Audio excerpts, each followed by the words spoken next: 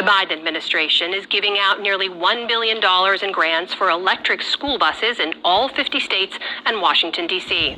The new federal program will allow some 400 school districts to purchase about 2,500 zero or low-emission school buses. The move aims to reduce air pollution near schools and in surrounding communities. Mortgage rates in the U.S. have jumped to their highest level since 2001. The Mortgage Bankers Association reported that 30-year fixed rates rose to 7.16%, up from 6.94% the prior week. Loan application volume fell nearly 2%. Mortgage rates have more than doubled since the beginning of the year. And stocks were mixed on Wall Street today. The Dow Jones Industrial Average gained 2 points to close at 31,839. The Nasdaq fell 228 points. The S&P 500 slipped 28. Still to come, on the News Hour, the threat of political instability rises as many candidates indicate they won't concede after the election. The city of St. Louis grapples with the aftermath of a school shooting and widespread gun violence. Companies sever ties with Ye after anti-Semitic remarks, but the debate over his popularity continues, plus much more. This is the PBS News Hour from WETA Studios in Washington and in the West from the Walter Cronkite School of Journalism at Arizona State University. Joe Biden won the presidency in an election deemed free and fair by countless election officials and courts across the country, all of whom rejected false claims of election fraud. 2 years later, former President Trump continues to push baseless claims that the 2020 election was rigged, and many Republican candidates vying for office this year are repeating his lies. Of the 26 Republicans running for Secretary of State across the country, 20 have denied or fueled doubts about the 2020 election results. Only 6 have defended those results. In the vast majority of Secretary of State races, the winner will have direct oversight over the election process. To explore what is at stake in 3 key races in Nevada, Minnesota, and Georgia, we're joined by Colton Lockhead with the Las Vegas Review-Journal, Mary LaHammer with Twin Cities PBS, and Stephen Fowler of Georgia Public Broadcasting. Welcome to you all. Thank you so much for joining us. And Mary, I want to begin with you because it's a tight race there for Secretary of State in your state of Minnesota between the incumbent, the Democrat, Steve Simon, the Republican challenger, Kim Crockett. Crockett, who's endorsed by Trump, has continued to repeatedly cast doubt on the 2020 election results. So has she said she will accept the election results if she loses in her race? Yeah, it's a great question because it's a nuanced answer. The first debate Kim Crockett participated in, the Republican didn't really say that she would accept the results. She cast doubt on 2020, as you mentioned, and initially was casting doubt on accepting the current election results. She later changed her tune a little bit on that one and said she would accept it as long as it was in the automatic recount margin of error, which in Minnesota is 0.25%. Well, Mary, what about what Crockett has said? I mean, she's walked back some of that election denialism, but when it comes to mail-in voting, early voting, has she said where she stands on those issues? Yeah, she's very skeptical, especially of the expansion of early and mail-in voting, which we started during the pandemic here in Minnesota, expanding that time frame out to many weeks here, more than a month. And the Secretary of State is a fan of it and says Minnesotans liked it, and they showed up. And we showed up in droves. Minnesota, once again, the third time in a row, led the nation in voter turnout. We're very proud of our traditions of high civic engagement here. In a recent poll, more than 80% of Minnesotans said they did believe and trust the integrity in Minnesota. So it's fascinating that our Secretary of State race is within the margin of error, about 2 percentage points in the latest poll, separating the Democrat and the Republican in a state where people vote. Colton, let's talk about Nevada next. It's another close race so far for Secretary of State there between the Republican incumbent in the state Jim Marchant and the Democrat Cisco Aguilar. Now, Aguilar has been endorsed by a Republican congressman, by Adam Kinzinger, but Marchant is a staunch election denier. He repeats the lies about a stolen 2020 election. He's been linked to this dangerous QAnon ideology. What's at stake in this race? I think what's at stake in this race is just the there's so many concerns about just the integrity of the elections moving forward and whether people can trust the elections. Marchant, like you mentioned, has kind of been pushing these election denialism claims. He's been one of the strongest pushers of those, specifically attacking electronic voting machines.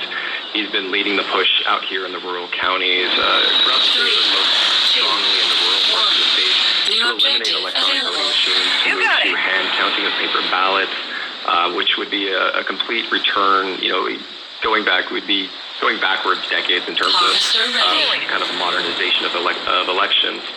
And we're actually seeing some of that play out already. He led the push in Nye County, one of our rural counties out here, to move them away from electronic voting machines and going into the election, this current election, through our early voting system. That county is now moving forward with some hand counting of ballots already starting, and it's a movement towards just limiting the amount of voting machines, that electronic voting machines, so people are actually going to be in that one county casting some ballots. I'm on it. Stephen Feller, let's talk about Georgia, because there was an election denier in the Republican primary who did not advance.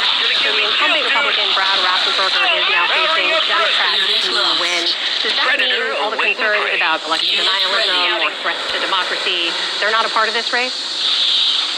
Well, it's certainly a more limited factor than it would have been if Representative Jody Hice had been the Republican nominee. Hice was one of the people that were a key election denier in Georgia, challenging the results of the Electoral College and pushing baseless claims about the election. But Brad Raffensperger has actually been one of the few secretaries of state and few Republicans that stood up to Trump and stood up to these election denial claims.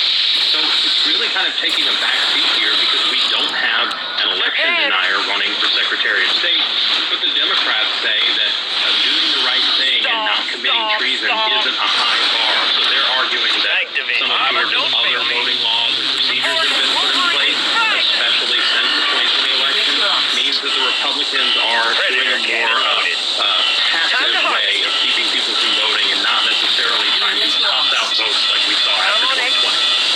Mary, let's talk about Minnesota for a second again, because I want to see if some of the messages you mentioned resonate. I mean, what are we seeing so far in terms of the electorate?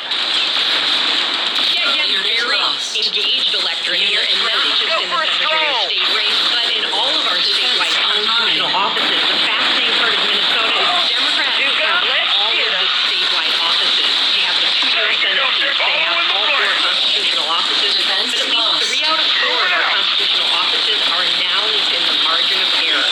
Very, very close races, and of course, Secretary of State, one of the closest. And this issue of election denial is front and center. Republican Kim Crockett has tried to walk some of it back by saying, she's questioning the election. She at one point was on camera saying that she was the election denier in chief.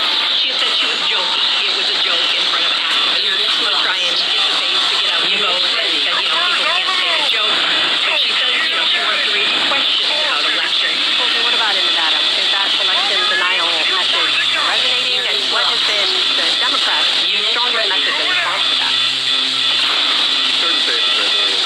Unlike other states, Nevada's a pretty average turnout state. We have a little bit more of a transient voter base here, people moving in and out of the state pretty regularly. And some of the recent polls have been it's a tight race, but there's still a lot of undecided voters out there.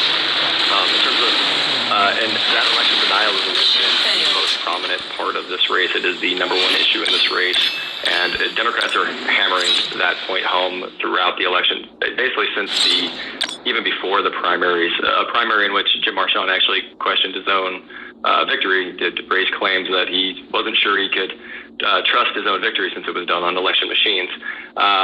But that has been the absolute most prominent thing. Democrats are raising concerns that, if Marchant were to win, that he could unravel the election systems in Nevada just, from the top. And Stephen, what about in Georgia? You're already seeing early voter turnout shattering records. What does that say to you about how Georgians are viewing this race? Challenge battle Well, there certainly is a bit of election fatigue in the sense that Georgia was ground zero for not 1, not 2, but 3 different counts of the 2020 presidential election. And to this day, there are still investigations into attempts to overturn the election. So there's not really that high of a tolerance for election denialism in Georgia.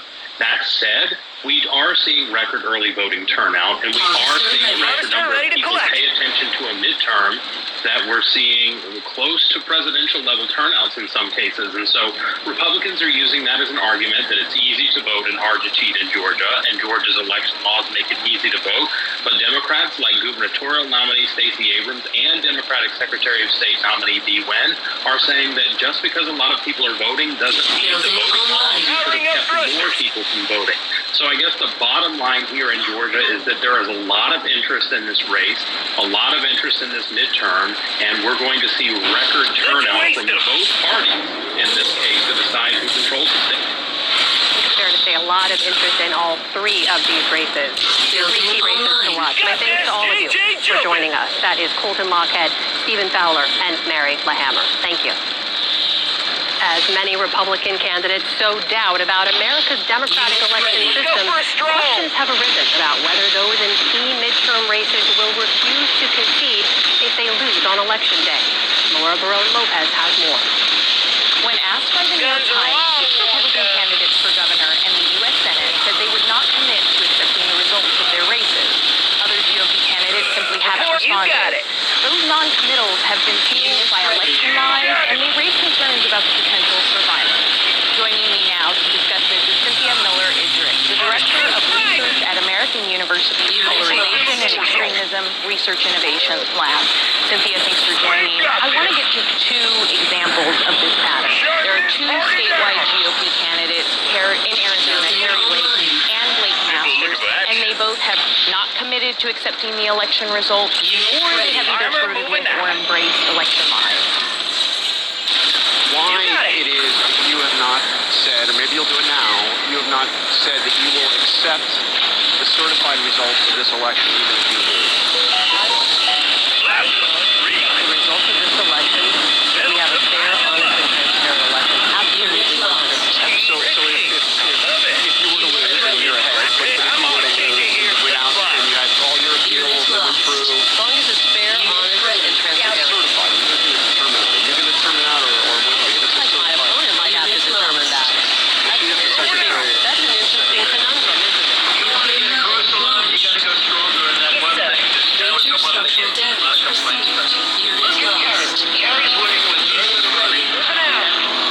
How is your family? She says the election is stolen. You're losing because you're losing this. I'm not going to take ruin. Republicans like Harry Lake or Blake Masters, Loonies, are you concerned at all that Republicans like them won't concede? I'm definitely concerned. I mean, I think we should all be concerned when we hear people running for office say things that undermine trust in the system, that delegitimize the election system, and that clearly are putting kind of party over country. And I think it's really an argument that, they're not saying they won't necessarily not accept the election, although some of them have, but they're creating tremendous uncertainty about it. And to be honest, uncertainty is one of the things that we know creates vulnerabilities to conspiracy theories. So it becomes a kind of self-fulfilling prophecy that people then become less confident about the election process itself. Potentially a vicious cycle there. We heard from local state reporters just now. The one in Nevada said that the Secretary of State candidate there, the Republican Jim Marchant, is making false election fraud claims, a pillar of his campaign. What impact does casting doubts about past and present elections have on the electorate? Well, it's incredible. We've seen just in really recent polling that over 70% of Americans are concerned about democracy itself. I think the electorate really sees this as a consistent problem. They know that the election system is under fire. They're concerned about it, and it's clear that their trust is being undermined. But we also see that they're not voting that way, and so there's a very small percentage of them that say that that's the most important issue that will drive their vote. So they're still making decisions based on things that they think affect them personally, like crime, perceived crime, or inflation. They're not actually making decisions about the fact that democracy is in trouble. They're just acknowledging that it's in trouble. So I think we're seeing here that the system itself is in trouble, that people know that it's in trouble, and yet they're not persuaded enough in a way that will change that. And so it's a really dangerous situation to be in. And even though voters may be voting on issues, a majority of Republican voters believe Trump's false election. Like, that brings me to the former president, which is that former President Trump is probably the most prominent election denier in modern history. Do you see any historical parallels? Well, of course we have, and you have to take this comparison very carefully, but we have this historical comparison of a fragile democracy in Weimar, in the Weimar Republic in Germany, when you actually had the Nazi Party stage a beer hall putsch. I mean, we remember that time as an attempted kind of insurrection or takeover, and that took a decade before that led to more authoritarian situations and a collapse of democracy. So one of the things I think we have to understand is that democracies don't collapse overnight. We know that we're on a backsliding path. We have seen that. That's been documented. We're on a list of globally of backsliding democracies. But we have to start intervening in ways to prevent and stop the slide from getting worse. And right now, it's not. We're continuing to go in the wrong direction. And after the beer hall putsch, the Nazi Party then again rose to power. Right, 10 years later, right? So it does take some time. And we see that democracies need cultivation, they need reinforcement, they need civic education and protection. But you also have to ward off the bad, and you have to protect yourself against the conspiracy theories and the false claims and the things that chip away with a thousand small cuts at democracy. And the last time we saw the false election fraud claims be repeated over and over and over again, then the January 6th insurrection on the U.S. Capitol happened. Based on your research, do you think that there could be similar incidents after this election? I think that we're in a moment where additional political violence is almost an inevitability. So the question is how bad it is. I don't think that after the midterm elections we're going to see the kind of violence that we saw on January 6th. I'm hopeful about that. But I also don't think we're at the end of this backsliding situation that we're in. I do think things are going to continue to get a bit worse before we're able to pull it back. So I think one of the things that we do see is that people are clearly mobilized to action and to violent action based on disinformation and based on false claims about election integrity.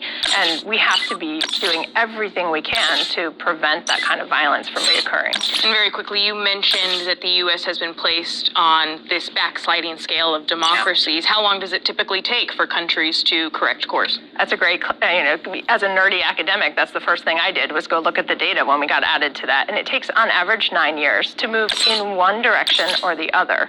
So the countries get added to that list. We have about a decade, about 9 years, and now it's about 8 years because we've been on it for almost a year, before you either essentially on average collapse into a non-democratic state or you're restored. And so this isn't just a short-term problem for the 2022 or 2024 elections. It's a problem for the next 8 to 10 years. Cynthia Miller-Idris, thank you so much for your time. Thank you.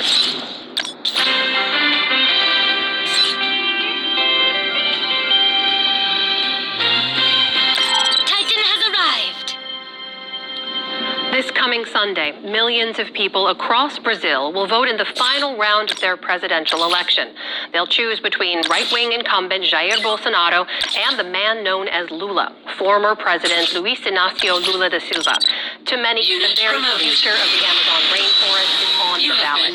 NewsHour special correspondent Jane Ferguson has this story produced in partnership with the Pulitzer Center. Unit trained. There are many reasons to marvel at the Amazon rainforest. It is the world's most precious ecosystem, a natural wonder, generating water, absorbing carbon dioxide, home to untold species of the Earth's creatures. And from above, it is simply beautiful. But from space, that beauty is obscured. So the smoke clouds can effectively be seen from space? Oh, yes, it's clear. This is a picture from the geostationary satellite. This is about 40,000 kilometers away. So you're not talking about something small. You're talking about something that can be seen from such a distance. Senior scientist Alberto Setzer examines these satellite images here at Brazil's National Institute for Space Research. On any given day, there are 20 to 30,000 fires raging. Establishing battlefield control. Encroaching deeper into the forest, clearing it for fun. 3, 2, 1. New objective received. Time to harvest. They already deforested, and here all the satellites detected the burning, and you can see the smoke plumes. In the last few decades, over 300,000 square miles have been illegally deforested, more than twice the size of Germany. When Setzer began this work in the mid-80s, deliberate forest fires were just being discovered by satellites. Gathering evidence of it and telling the world, says Setzer, was not enough. His whole career, and for 40 years, he has watched the Amazon burn. There was this tremendous outcry, and I thought at that time, well, okay, we show this is wrong, everybody agrees it's wrong. About 1 or 2 years, the whole thing will be settled. That'll blow up nice. Unit lost. At the time, the Brazilian government began permitting some limited encroachment into the forest. Roads were built and trees cleared to build farms.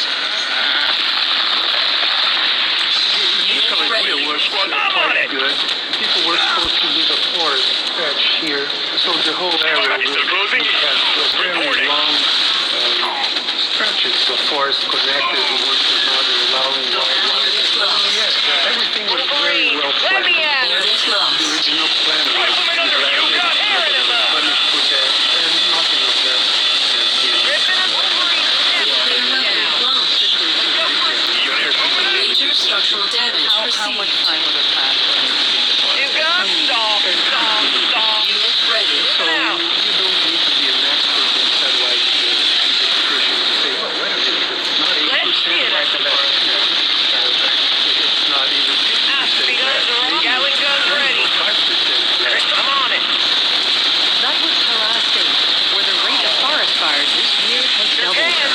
We traveled there to see the destruction for ourselves. The smell of smoke in the air, unmistakable. You really do not need to drive very far down the road here in the Amazon to see the burn brazenly taking place right in front of any traffic.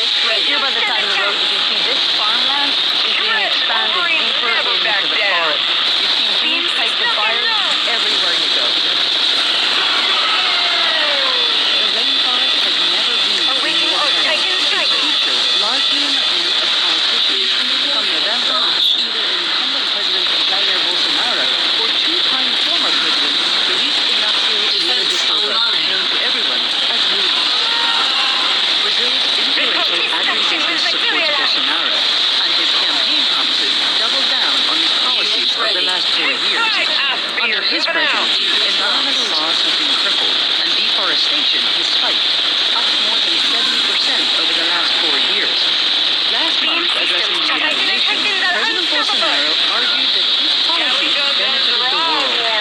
Our agribusiness is a source of national pride. The Brazilian Amazon region, an area as big as Western Europe, more than 88.0% of the rainforest remains untouched in the sea. Contrary to what is often reported by the mainstream national and international media. But as lawlessness by developers has spread across the Amazon, conservationists have been murdered at record rates. Lula is banking on support from people who care about protecting the Mission Amazon. accomplished. Currently the frontrunner, he has pledged to support such stances in the past. Once in office, those policies have been weakened, watered down by business interests, political compromises, and criminal cartels controlling industries inside the Amazon. Yet, these efforts to save the forest may be the last chance. We are approaching a point of no return. Once the forest is so degraded, it cannot sustain itself as an ecosystem, says leading scientist Carlos Nobre. Unit trained. We exceed the tipping point, even if we stop deforestation degradation. And even if we Warning. Challenge battle successfully initiated. the Paris Agreement targets for climate change, the tipping point makes the degradation process 3, 2, 1. New objective available. Crystals are calling. The degradation process increases the length of the dry season. It's impossible to maintain a forest with longer dry season. Harvester ready. Got it. Passing the tipping point effectively makes the situation terminal for the rainforest. Terminal for the rainforest. Building if we online. continue with Unit ready. deforestation, degradation, and also with global warming. We've got this. The problem is the degradation of the Unit forest. ready. Marching orders As it is received. burned and cleared, Unit the thick lost. canopy that creates its own climate and environment is breached. This makes fires spread more quickly, worsening the threat. 35% of the entire forest is now degraded, says Nobre. Roughly a quarter of the size of the United States. This matters for the entire planet. The Amazon forest, as most forests on the planet, does a very important environmental service, which is to remove carbon dioxide. The Amazon forest removes more than 1 million tons of carbon dioxide per year. And the Amazon, at one point, 30 years ago, removed more than 3 million tons of carbon. So this is a very Major structural damage perceived. While scientists continue to sound the alarm, people on the ground, like Father Edilberto Senna, have for years been a thorn in the side of agribusiness and, more recently, the Bolsonaro government. Amazonia is not agricultural, it's forestry. So when you cut the forest to place, it in a few times it is logged up. As you can see, full of logs. Move out! There's a log from the forest? Yes, yes. He is an outspoken critic of industry driving deforestation. He runs his own radio program near his home of Santarém in Pará State. He took us to see deforested areas. We just drove by on the road there a huge trailer filled with logs.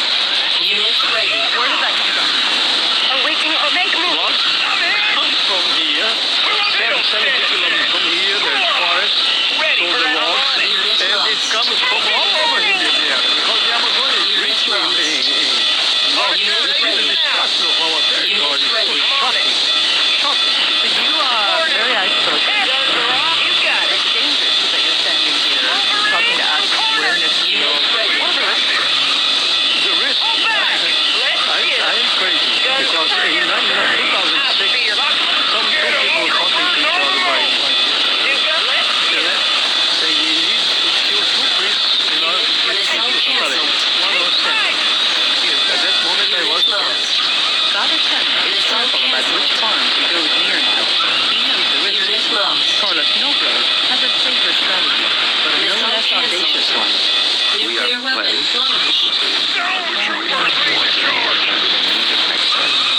Monster ready. forest degradation. Defense online. Unit lost. Unit lost. And these larger Unit ready. Ready for action. will be removed between 1 billion and 1 Monster ready. Unit lost. for more than 50 years. Unit Very lost. important element of Unit combating. ready. But more importantly, Unit ready. Unit lost. After thriving on Earth for 10 million years, it took humans a mere 5 decades to bring the rainforest close to a tipping point. If the Amazon survives what humans have done to it, what they continue to do to it, Unit ready. for the PBS NewsHour, I'm Jane Ferguson Launch. in Pará State, Brazil. And tomorrow, Jane Ferguson will have another story from Brazil, looking at how the rights of indigenous people in the Amazon are also under threat. Bounty complete.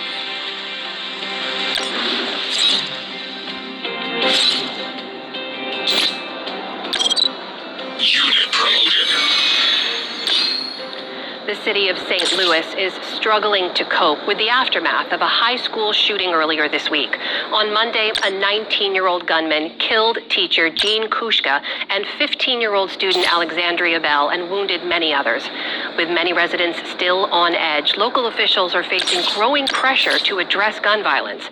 Our community reporter Gabrielle Hayes has been following it all, and she joins me now. Gabby, welcome and thank you. Good to see you. Just walk me through some of your reporting. You have been following this closely. Take me back to that day. What were the early hours like, and how did the rest of the day unfold? You know, Amna, it was an incredibly scary day. Those early hours were very scary for the community, very scary for those students. I was in the area a little bit after it happened, and I can't really put into words to you what it was like to witness parents trying to find their students, you know. And not just those images, right? We're also talking about images you may have seen on TV or social media already of jumping out of windows, trying to get to safety. I mean, it's an incredibly hard thing to see and thing to know. As the days go on, we get more and more information about how that day unfolded. Police told us that they got that call in at about 9:10, 9:11. That police made to the scene minutes later, that they got inside, that they eventually engaged with the shooter on the third floor, and we're told that they were able to secure the scene by 9:32, and then the entire building not long after. So, I don't really know what words you can use to describe what that experience was like that day. What I can tell you is that not long after that night, actually, more than 100 people were at one of our local parks to create a space to grieve, not only to grieve, but to also support each other, to support each other in grieving for those who were lost, for the students who had experienced something incredibly scary.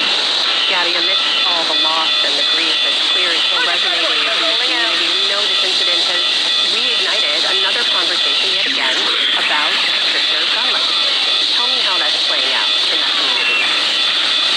Yeah, absolutely. I think that conversation has been brought up with every press conference. Almost every press conference I've been part of since it happened.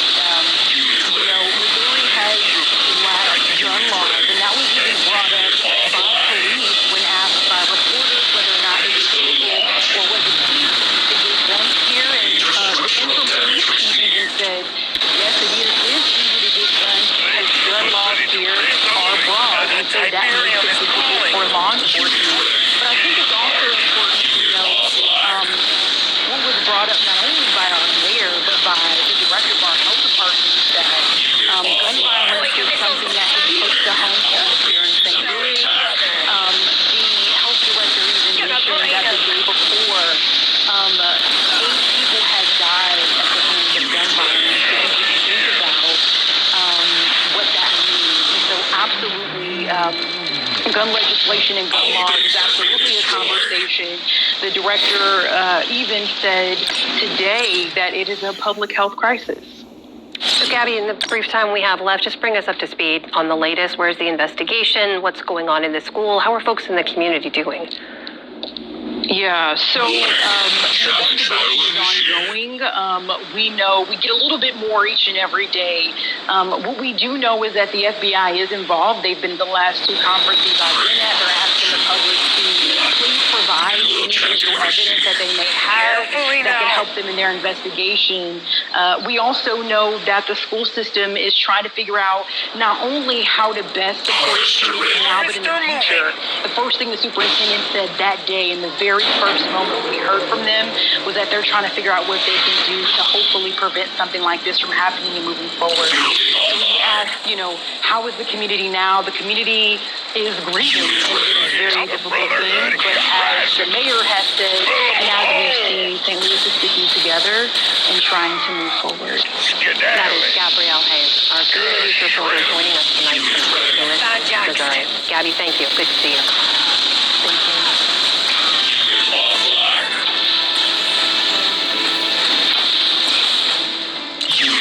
Brotherhood is rising. Companies are severing ties with Ye, the artist formerly known as Kanye West, in the wake of his anti-Semitic remarks. But there are questions as well about why some companies didn't react sooner to other racist and offensive remarks he's made. John Yang has more.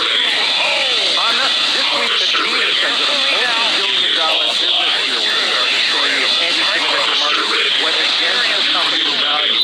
Since the controversy erupted over those comments, Foot Locker, the fashion house Balenciaga, the talent agency CAA, and both Anna Wintour are among those who have cut ties with him. But so far, Spotify and Apple Music have resisted calls to drop him from their music streaming platform. LZ Granderson is an op-ed columnist for the Los Angeles Times and host of the podcast Life Out Loud. LZ, thanks so much for joining us. Kanye West is not did not just start saying controversial things. He has been criticized for denigrating black people, for saying that slavery was a choice, for denigrating women. Why this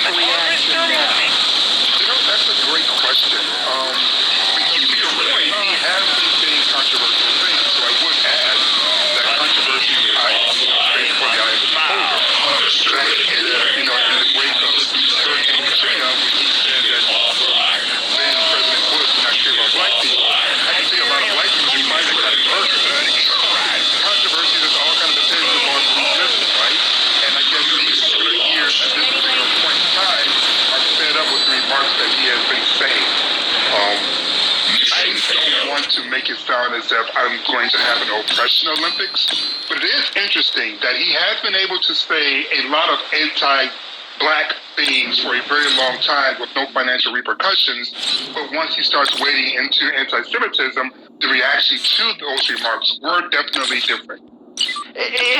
You know, you talk about this struggle between the artist and the art. You wrote a column about this about a week ago, and I want to read a little bit from it. You wrote, year by year, track by track, sneaker by sneaker, tweet by tweet, he shows us why we should follow and why we should tune out. Like so many people, I've kept finding ways to carve the artistry from the artist, even though I knew they were one and the same. Then one day, I just stopped. Why did you just stop? What was the breaking point for you? It was really the remarks about my ancestors, his ancestors, not resisting enslavement. When he went to TMZ and he has that sort of rant, and within that rant, he really says some really awful things about the people who survived the transatlantic slave trade. And I just couldn't, I could not say, well, this beat sounds really, really good, so I'm just going to ignore these remarks from this person. That was just my breaking point. Though in retrospect, I should have reached that point much sooner than I did. So you're going to stop listening to him, even though you acknowledge in the column how much you appreciated his music. You're just going to stop? I have stopped. We used to play his music during my radio show that I co-hosted in Los Angeles. After those remarks, we stopped. I requested that we stopped. I personally stopped. But, I'm not asking other people to follow in my footsteps. All I'm suggesting is that if you stop and ask yourself if the words he say worked for you. Do you support what he say? Do you continue saying what he say? And if you don't, then what are you prepared to do? And if it's nothing, that's perfectly fine. That's your prerogative. But for myself, I was not happy with just saying nothing. I just decided on my own that I'm just going to carve his work out of my life because I don't want to appear that I'm in line with the things that he's saying. As we mentioned, there are calls for Spotify and Apple Music to drop him from their platform. Do you want to see more companies, more marketing, cutting ties with him? Holy Brotherhood! I would like to see more people follow their if you have a corporation in a mission statement that says you are against certain ideas or comments or speech or behavior, then I would expect you to be consistent with the mission statement that you set forth concerning the statements of what your culture is. Similarly, I would like an individual who says they don't stand for X, Y, Z to, live in the same sort of conditions. So again, as I said earlier, I'm not here to tell you the truth. I'm here to rally our own higher good and ask ourselves, is this the best use of our resources? Is this the best use of our time? Do we support these comments? Do we support the artists who are making these comments? And if not, just behave accordingly. Earlier this week, we saw a neo-Nazi kind of banner over the LA freeway that said Kanye is right. Carefully now. Someone like Kanye saying the things he says make it easier for other people to say these things out loud? Well, I would hate to give Kanye credit for things that President Trump has already established. I would simply say this is more of the same.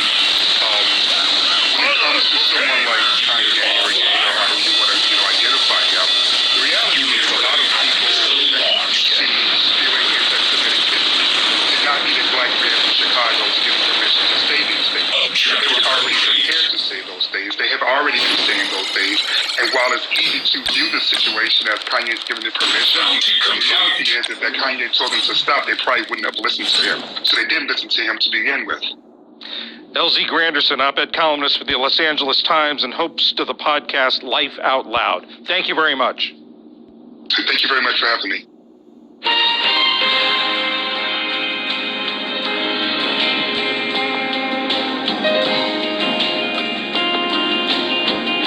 For people with disabilities, innovating ways to navigate spaces and use products that weren't designed for them can be an everyday part of life. For some, that's meant making their own tools, modifying existing ones, or entirely reimagining environments. Special correspondent Kat Wise recently spent a day with inventors in Berkeley, California. So we're trying to find new avenues for that. Every Friday, members of the University of California, Berkeley Disability Lab meet to discuss their latest projects. Fluid and responsive way. You've made this in just 1 week? Yeah. Lab members Aman Joseph and Anthony Zhao are working on a new device. So if you give it a nice breath, then the CO2 value should go up, and those sort of. It can measure conditions like air quality and light levels in UC Berkeley classrooms. Things people with various disabilities, including autism, can be sensitive to. So a lot of times things like light, sound, and smell, you don't quite notice them in our daily lives, but they can be quite harmful for other people.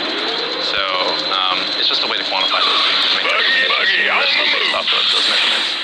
They hope to share the data they gather with university officials and make an app people can use to navigate or change classrooms. This is really something that would have the potential to validate students' concerns about lighting conditions. They would be able to see that, oh, maybe something that I'm experiencing, there's data to back it up. The lab, founded in 2018, is a place where people, most of whom identify as disabled, come together to research and work on projects aimed at improving accessibility. 1 in 4 people in the U.S. live with a disability, yet many products and spaces are not built with them in mind. Lab founder Karen Nakamura and Associate Director Nate Tilton say they encourage members to be unashamed and hack their spaces on and off campus. The world is built for certain types of people, and recognizing that it's built to allow certain people to move without issues throughout the world and succeed, and it's not built for others. In his second year at Berkeley, Tilton entered a classroom that was too tight to maneuver in his wheelchair, so he had to listen to the lecture facing the wall. On another occasion, in his walker, Tilton struggled going up a hill on campus. I ended up having to go to the ER because the hill just aggravated my disability quite a bit. But if the signage would have told me that there was an acceptable route to be fully connected, that would have been avoided. I had no idea. Those experiences inspired him to create the Radical Mapping Project, a crowdsourced navigation app designed to help students with disabilities get around campus. Well, this is not just unique to Berkeley. This is something common to a lot of campuses where there's a lack of signage, there's a lack of understanding that, accessibility has to go beyond objectives. In an email to the NewsHour, a UC Berkeley communications official said the campus understands that despite general accessibility of classrooms, some classrooms present access barriers to disabled students. The official also provided a website link including campus maps related to disability access. On the other side of the lab, Skylar Bennett is working on an easily replicable